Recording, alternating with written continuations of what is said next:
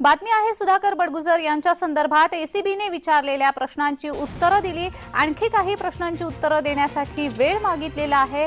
पुन्हा चौकशीला 10 जानेवारीला बोलावण्यात आलं। एसीबी चौकशीनंतर सुधाकर बडगुजर यांनी ही माहिती दिली आहे। सुधाकर बडगुजर यांची चौकशी करण्यात आली। विचारलेल्या प्रश्नांची उत्तरं दिली सकारात्मक।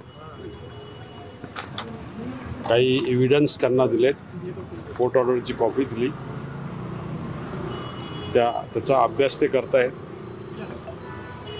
आणि उरलेले काही प्रश्न आहेत मी माहिती अधिकारात ते मागवलेले आहेत, ते मिळाल्यानंतर त्या प्रश्नांची उत्तरे देणार। कधी बोलवलं 10 तारीख दिली आहे। उघड चौकशीमध्ये जे काही आम्हाला आढळून आलेलं आहे त्या अनुषंगाने त्यांना काही प्रश्न विचारण्यात आलेले आहेत।